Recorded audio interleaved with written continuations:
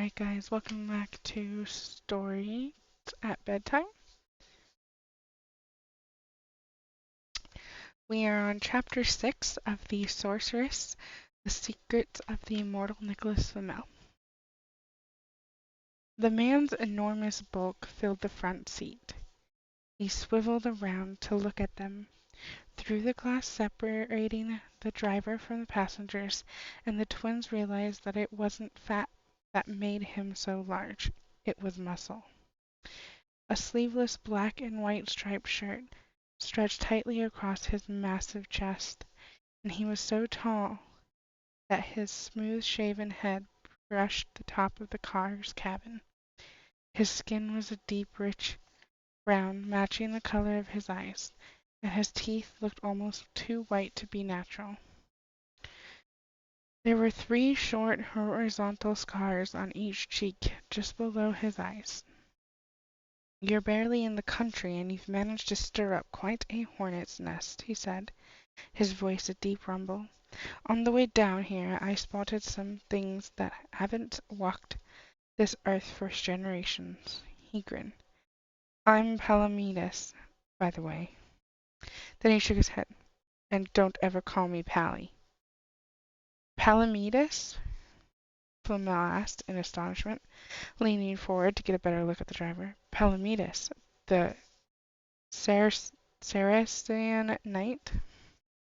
"The same," the driver said, turning away, blocking the steering wheel and screeching back into traffic without signaling. Car horns blared and tires squealed behind him. He held up his cell phone. "Francis gave me just the barest details. Usually I don't get involved in the disputes between the various elder factions. It's safer that way. But once he told me it was to do with the legendary twins," his eyes watched them in the rearview mirror, "then I knew I had no choice." Josh reached down and squeezed his sister's hand hard. He wanted to distract her. He didn't want her thinking about Palamedes. Even though Josh had never heard of him, he had no doubt that the witch's knowledge would tell Sophie about their driver. The man was huge, built like a linebacker or a professional wrestler, and he spoke English with a strange accent.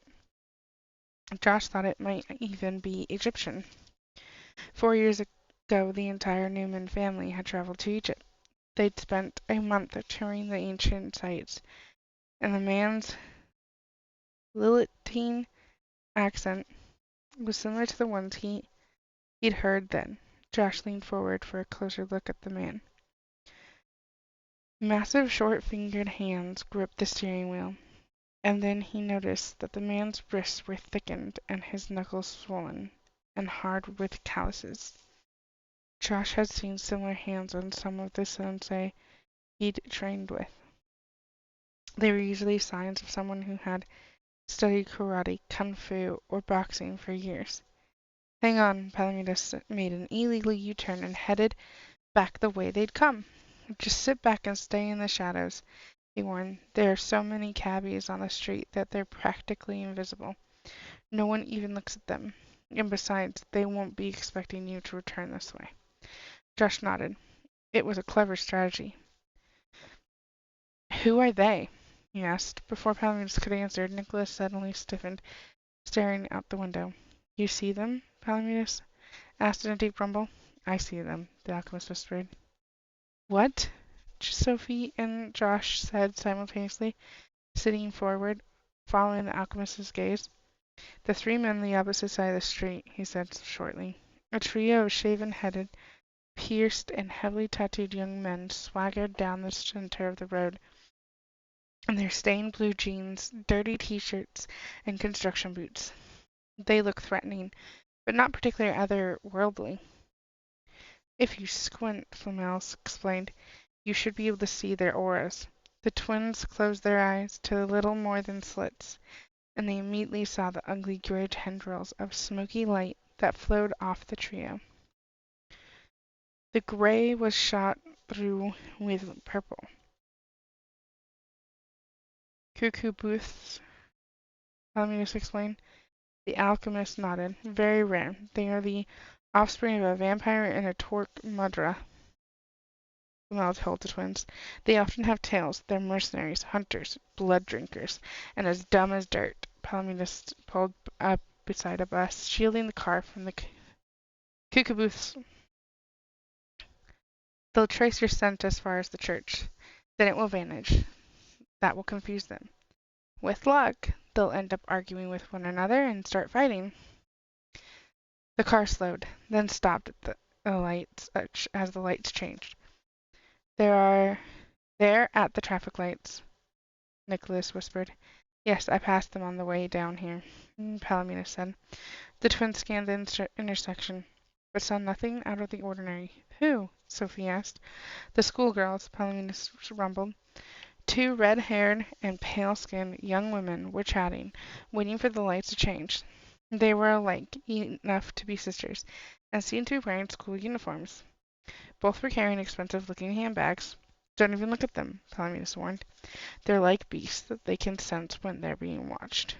Sophie and Josh stared hard at the floor, concentrating fiercely on not thinking about the two girls.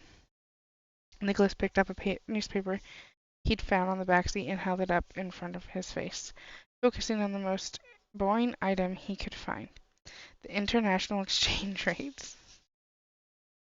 They're crossing right in front of the car, Palomino murmured, turning to look back into the cabin, hiding his face. I'm sure they wouldn't recognize me, but I don't want to take the risk. The lights changed and Palomino pulled away with the rest of the traffic. Dirge do, Flamel said, before the twins could ask the question. He swiveled to look through the rear window. The girls' red hair was still visible as they disappeared into the crowd. Vampires who settled what became the Celtic lands after the fall of Dan Talus. Like Skady? Sophie asked. They sure had nothing like Skady. These are most definitely not vegetarian. They were headed toward the church, too, Palomino said, chuckling. If they encounter the kookaboos, that should make for an interesting meeting. They hate one another. Who would win? Sophie asked. Thurgnu, every time, Palomino said, with a cheery smile. I fought them in Ireland. They're vicious fighters, impossible to kill. They continued down Marylebone Road before turning left onto Hampstead Road. Traffic slowed to a crawl, then finally ground to a halt. Somewhere ahead of them, horns blared, and an ambulance wheel started up. We might be here for a while. Palomino pulled the emergency brake and twisted in his seat once again to look at the twins and Flamel. So you're the legendary Nicholas Flamel, the alchemist. I've heard a lot about you over the years, he said. None of it good. Do you know there are shadow realms where your very name is used as a curse? The twins were startled by the vehemence in the man's voice. They were unsure whether he was joking. Palomino focused on the alchemist. Death and destruction follow in your wake. The Dark Elders have been ruthless in their attempts to stop me, Flamel said slowly, with a defiant chill in his voice.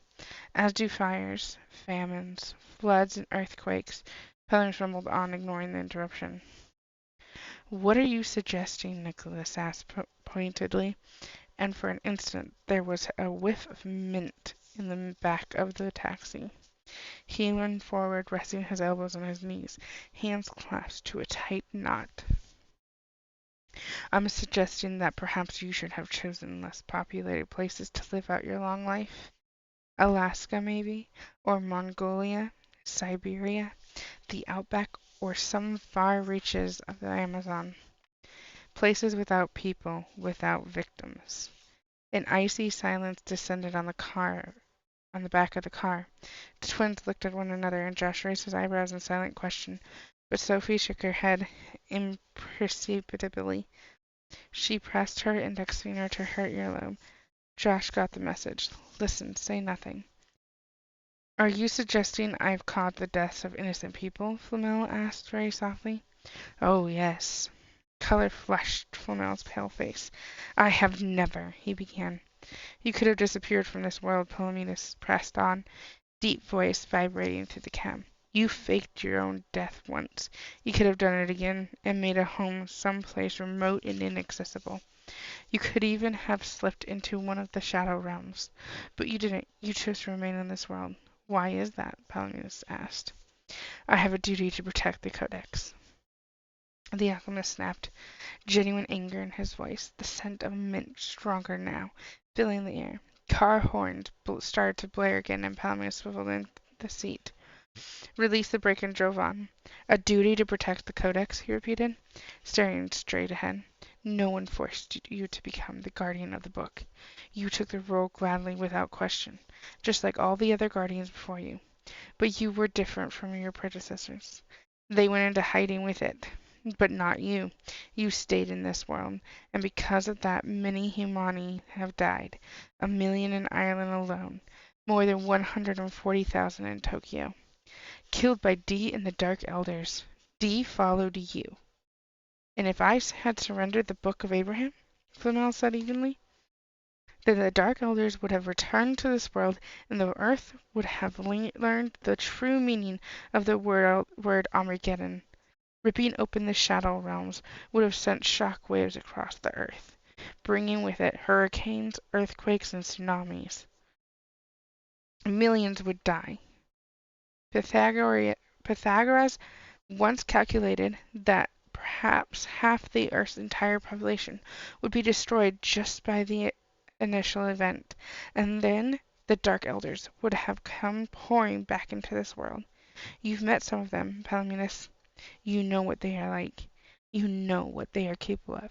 If they ever return to this planet, it will be a catastrophe of global proportions.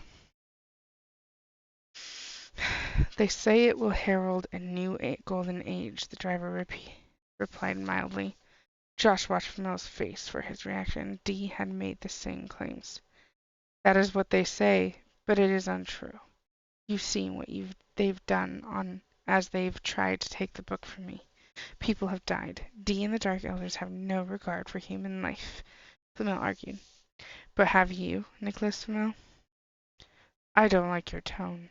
In the rearview mirror, Palamedes' face smile was ferocious.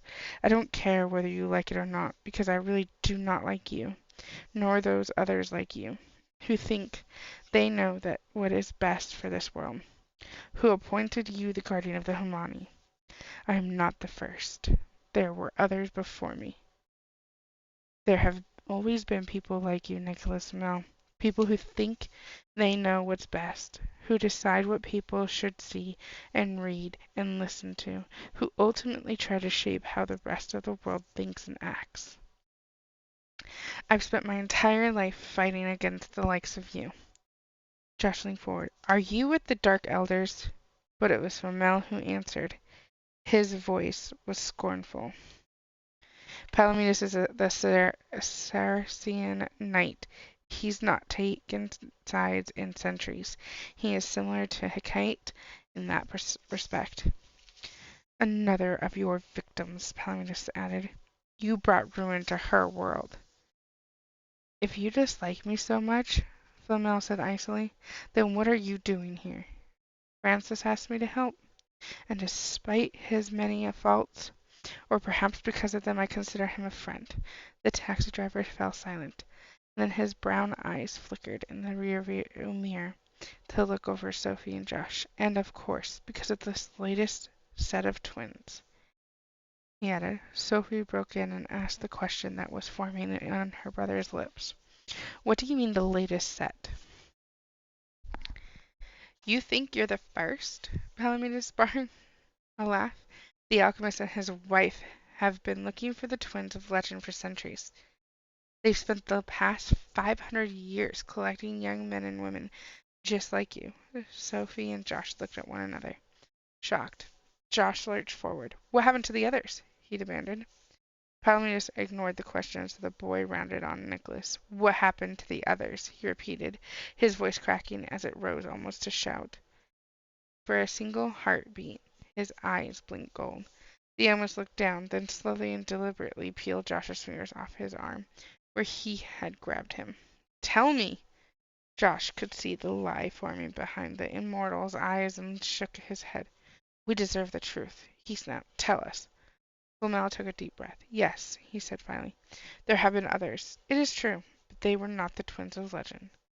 Then he sat back in the seat and folded his arms across his chest. He looked from Josh to Sophie, his face an expressionless mask. You are. What happened to the others? Josh demanded, voice trembling with a combination of anger and fear. The alchemist turned his face away and stared out the window. I heard they died, Flamel said from the front seat. Died or went mad.